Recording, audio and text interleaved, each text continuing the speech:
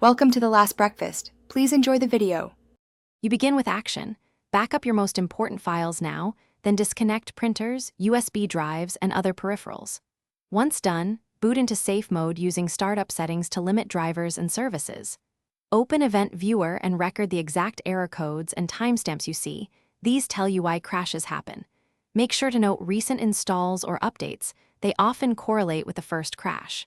This establishes a controlled starting point for deeper fixes.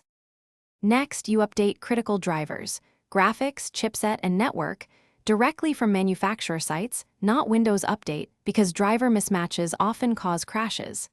Then run sfc/scano to repair system files, followed by dism to restore the component store. After that, schedule chkdsk on C and reboot.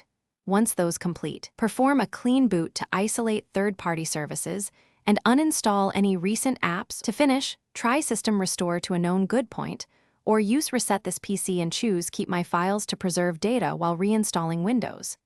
If crashes persist, back up everything and perform a clean install using the Media Creation tool to eliminate software corruption. If hardware is suspected, test RAM with memtest86 and inspect the power supply and connections. Reset RAM and GPU. If nothing helps, the key troubleshooting tip. Swap suspected hardware one piece at a time to isolate the failing component.